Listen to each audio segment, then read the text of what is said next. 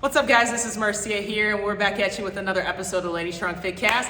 And today I have a very special guest. I have LSF member Lexi, and we're going to talk about her journey throughout the 12-week transformation challenge. So the big question is this: how were two women who didn't cheat and purchase a gym franchise model, how were they able to spread their mission and purpose by empowering and transforming hundreds of women's lives through fitness, nutrition, mindset, and accountability with a micro gym business model of women only? That is the question, and this podcast will give you the answer. We are Lady Strong Fitness. Lexi, how are you?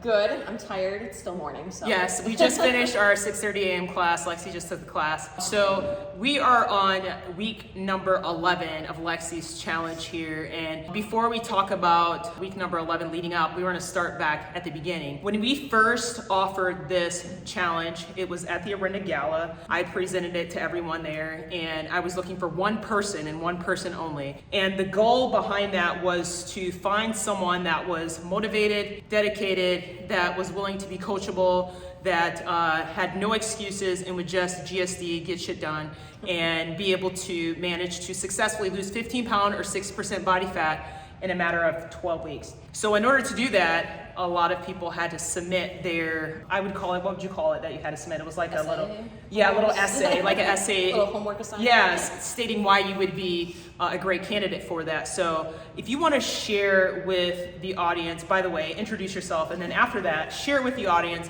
what that essay was like. So my name is Lexi Koslak. I am 31. I decided to do this challenge. It was actually a perfect timing because my brother had passed away on October 1st.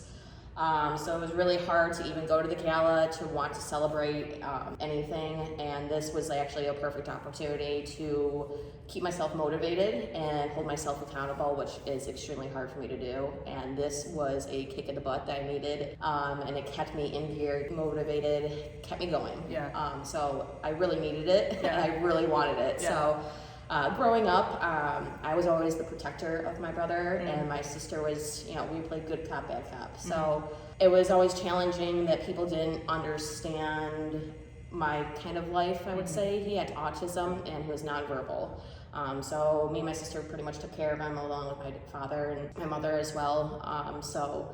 But growing up, it fell on me and my sister a lot. So we were, I was the younger sister, she was older, but we were there to guide him through life. Yeah. And he touched a lot of souls from not even talking, but it was really challenging to have him leave this life into a new one. Yeah. So this was a good opportunity for me. I like that. I remember when you came up to me at the arena, you asked me, what do I have to do to win? Like, what do you need from me?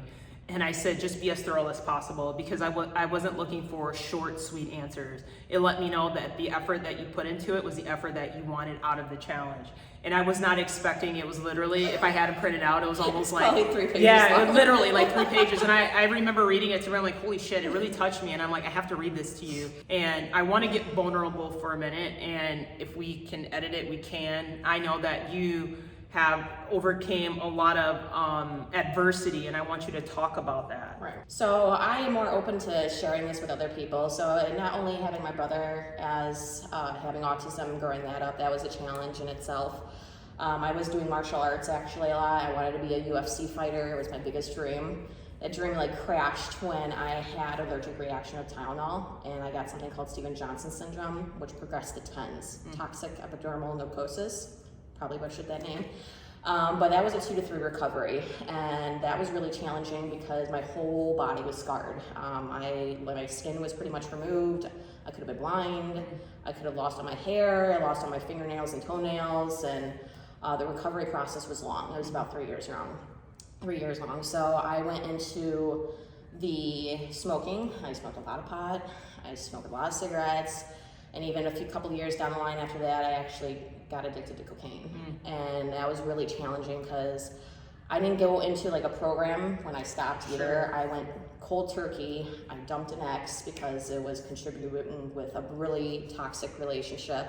And once I got myself away from that lifestyle, I have been almost clean for over 6.5 years. Man, that's super inspiring. That's so inspiring. It gives me chills to talk about it. I mean, because let's be honest, this isn't the type of things that you hear about every day. No. You know, and when I heard that, I'm like, man, she really wants this. Yes. Like, so I knew right then and there, like, I made my decision that evening or that weekend when I went back to look at the essays that you were the perfect candidate. So kind of fast forwarding throughout your first week of the challenge, actually, believe it or not, your first week of the challenge, I told you, get everything out of your system now. Yes. It wasn't like, I didn't want you like, all right, let's go balls to the wall. I'm like, no, we're not doing it that way. I want it to be different than what people are accustomed to doing. So I said, eat your favorite foods, which I found out anything that had to do with mashed potatoes, French fries, like anything potatoes. Anything potatoes. Yeah, and I said, I don't care, get it out of your system. So tell me a little bit about that. How was that? I think I probably had mashed potatoes almost every night that week.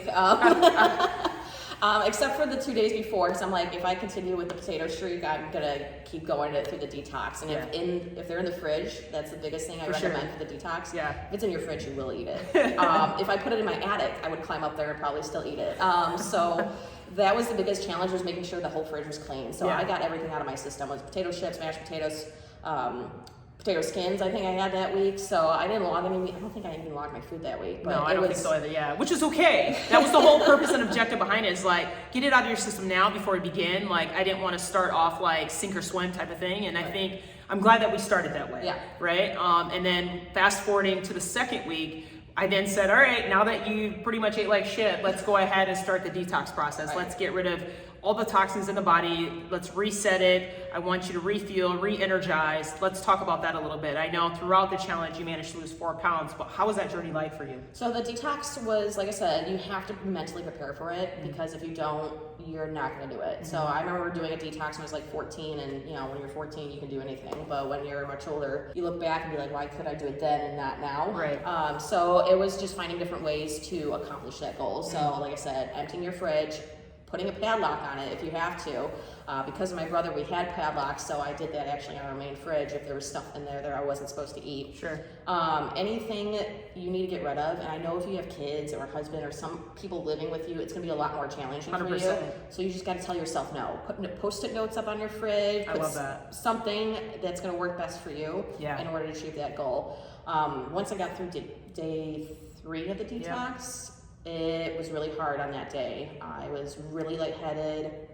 I felt like my energy wasn't there. But by day 5, I felt like I could do 2 more days. Sure. All the energy that people are talking about and praying about, it was there on day 5, and I could have done 2 more days.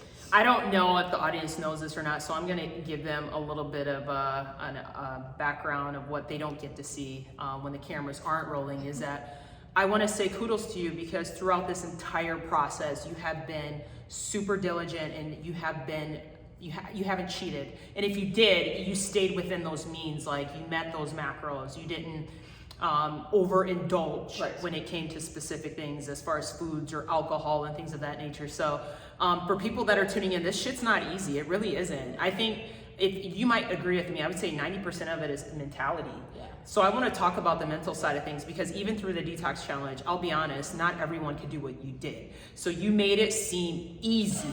It was not easy, right? But you did it. You lost the 4 pounds, and you think like, oh, you know, they just think immediately like, okay, the detox is going to allow me to lose weight. But let's talk about that mental aspect of things. Like, what was the hardest part? So the hardest part, honestly, was like, if I knew there was going to be a big event, like a birthday party, since we had 4 birthdays in October. You did, yeah. Your birthday, your husband's birthday, my dad's birthday, and then pretty much my sister's son's birthday. So we had 4 birthdays in October.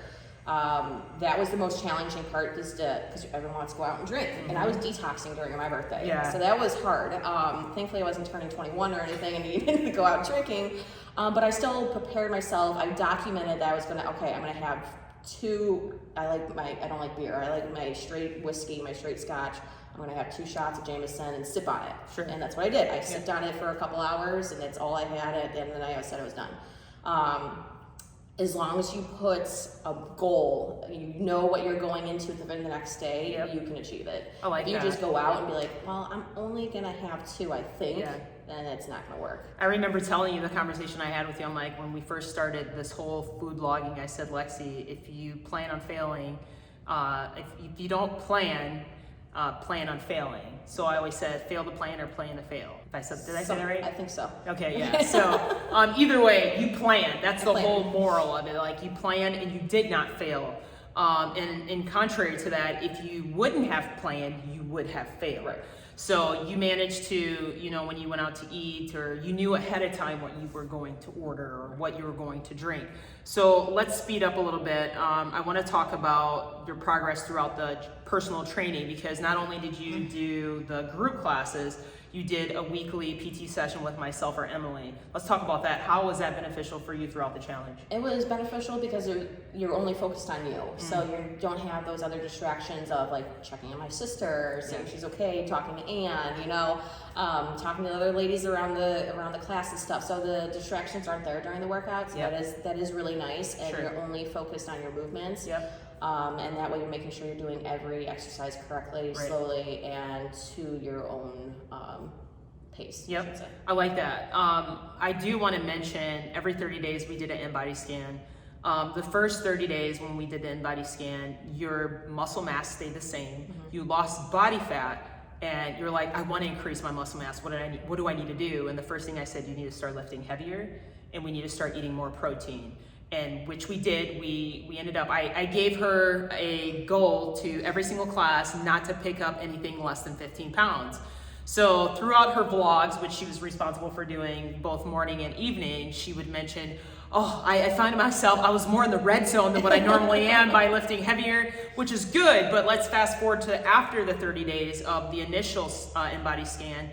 Your progress was huge. Like you gained, it was almost 2.5 pounds of muscle. Crazy in just 30 days, just by eating more protein and lifting heavier. And I think correct me if I'm wrong, your body fat was like 3%. You lost 3%, or was it more? 2%, so a total of 4 by this point. Yeah, crazy insane, like in just a matter of 30 days. So anything is possible, like as long as you're staying on track, you're focused, and you do what you're being told, which at the beginning, I needed someone that was coachable, and Lexi was coachable. So now that we're here in week number 11, what now? Like, I remember let's talk about, you're like, I don't know, what do I do now that this is almost over? Like, how do you feel? Like, let's talk about all that. So my biggest issue is always holding myself accountable. That's why I wanted this program, because it was going to kick me in the butt, and I was going to have somebody come in and yell at me and be like, if you're doing something wrong. I knew Marciea was going to be on my shoulder and be like, what are you eating today?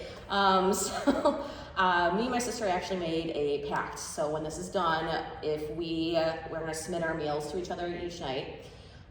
If we cheat, like if we eat something that's not in our macro goal, we owe each other a gift up to $100. Ooh, I like that. So she already owes me one. So she's actually going to buy me another cryotherapy session. Oh, let's talk about that after this. I'm glad that you mentioned that. Before we talk about that, notice there's one thing in common from Lexi doing the challenge and after the challenge is over is the accountability. She had me as accountability, and she's like, okay, well, Marcia's not going to be there. Who's going to be that next best person for me? And now it's her sister. You can't do this journey alone. You can't. And I'm glad that you and your sister have each other. So if you don't have someone, don't use that as an excuse or a crutch. Find someone. There's over 200 plus women inside the studio. Now let's talk about self-care, because throughout the challenge, there was different things that, we had asked if it was doing like mobility after the PT sessions, or if it was doing some sort of during the detox challenge, taking care of yourself. And I know after the detox you had never done cryotherapy before. Right. So before you begin to tell about the experience, I want to let everybody know at home what cryotherapy is, just in case they don't know what it is. So cryotherapy, it's almost like it's the nitrogen oxygen tank that you're standing in for approximately 3 minutes at about 105 degree below temperature, and it is crazy cold. It's insane. But the whole purpose behind it will help reduce inflammation, speed up your recovery process. It doesn't necessarily it will help prevent injuries, and it won't help prevent soreness, but it will reduce the soreness, okay? So let's talk about that. How was that experience for you? I know you vlogged the whole thing, right. But I remember you telling me about it, but I want you to tell the ladies at home, how was that self-care for you? Actually, I really liked it compared to the Epsom salt bath that I also did. The Epsom salt, since I have psoriasis, it really burned my skin. It felt like the cryotherapy though was really interesting. I thought I was gonna hate it. I would never do it again. I'm gonna get this over with and never ever come back here. But I actually really am going to consider it on a monthly basis. Good. She actually said it really helps with your menstrual cycle, especially if it's heavy. You did say that, and this last time was just... Was it better? Was unbearable with my menstrual cycle, was terrible. So I'm going to go the week before and see if that will help with the cramping and the bloating and all that stuff. So, but during that initial session, I had my fiance there and recording me, and I was so nervous.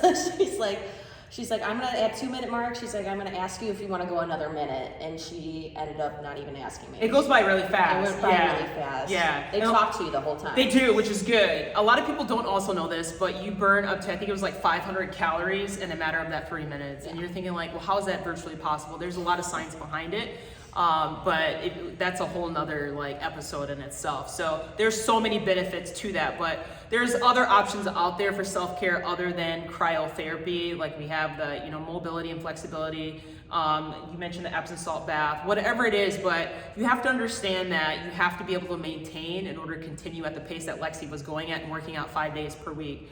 Let's wrap things up. If there was something else that you wanted to share with the audience, what would that be? This is your time to kind of just drop the mic. Like I said, preparedness and accountability, those are my 2 weaknesses. So your 2 weaknesses or 1 weakness might be different from what my weakness is. So you can't compare yourself to somebody else because they are going to be on a different track than you are. That's one thing I learned with this program. So my sister might lose 20 pounds in a month, and I might only lose 10. So everybody's body is different. You got to listen to your body, I would say, and find what works best for you. I like that. And it's going to be trial and error. I like that. So don't expect to exceed your goals right away. You are going to have bad weeks. I learned that from your book. Yeah. You're going to have bad weeks, so don't put yourself down and eat, a whole tin of Oreos or anything. Yeah. But focus on the next day and what you can do better. I like that. So I do have one question for you.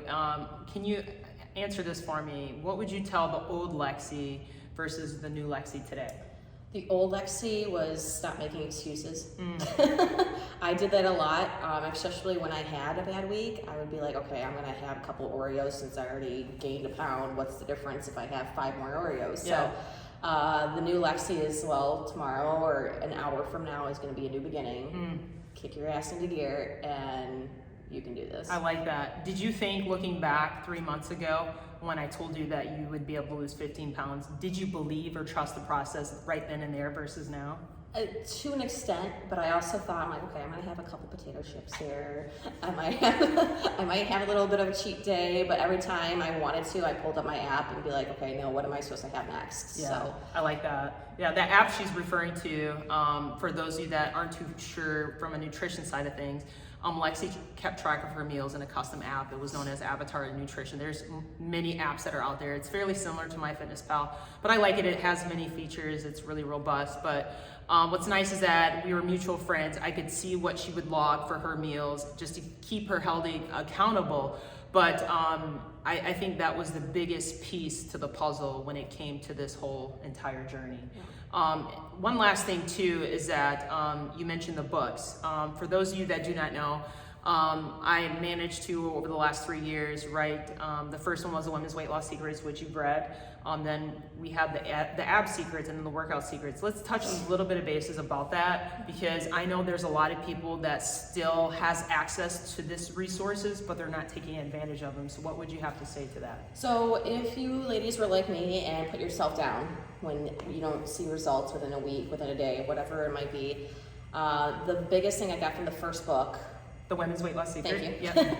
Was reading the testimonials from all these women, and they come from different age groups, so don't compare yourself just to one. That is one of the things I'm going to have to say. Don't compare yourself to one, but everyone is going through some sort of struggle that you have gone through before, or you're going to go through. Right. So reading that they had a bad day or a bad week or a bad month, and they were doing everything correctly, it just means there's something you might have to change, you might have to tweak. Yep.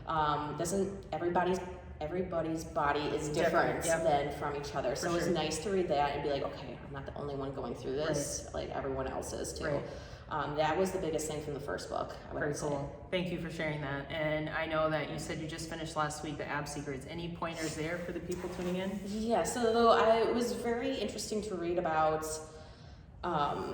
like the steps that you had in the book, and you're gonna have to read it to actually know all the steps, but to put those into action in your water intake, that was a really important thing. So when I started this challenge, I was doing 80 ounces of water, so I already knew I should have been at half my body weight, which is about 95 ounces. So I already increased it, but after reading that, I'm like, I need to increase it more. Yeah. It needs to be more, and depending on your body weight, it's going to be different for everybody, as I mentioned 5,000 times, but that's something I'm going to be changing this week, is definitely increasing it. I love that. And water helps promote weight loss, and it really helps detoxify the body. But and then now we have her next task within the last week is to finish the workout secrets, which we can kind of update you guys on at a later date. But honestly, I appreciate you coming on here. It's been inspiring for me to be a part of this journey with you. Like I said, you overcoming a lot of adversities with the passing of your brother and starting the challenge, and having different obstacles along the way with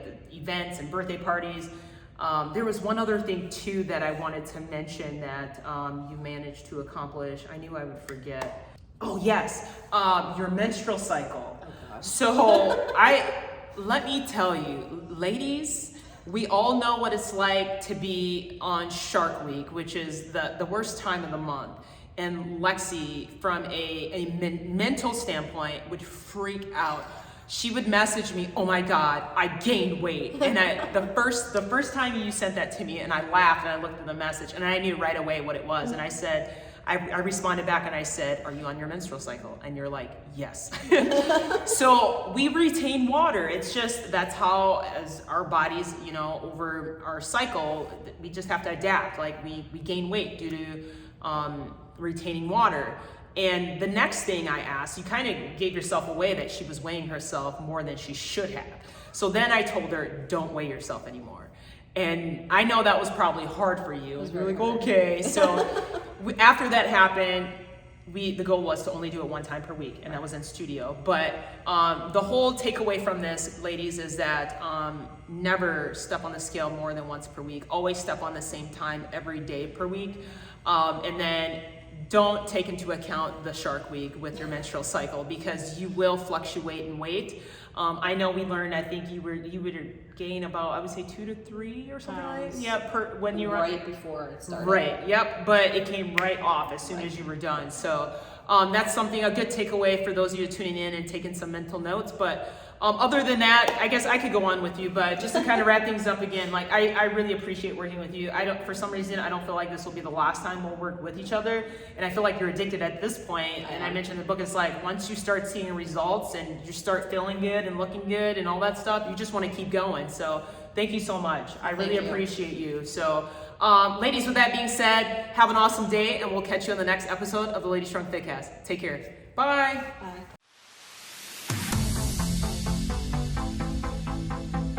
Thanks for joining us today. If you like this episode, subscribe to our YouTube channel or find our podcast on iTunes, Google Play, Spotify, or whatever your favorite place is to listen to podcasts. And if you really liked this episode, please leave a review for us on iTunes. Thanks, and we'll see you next week.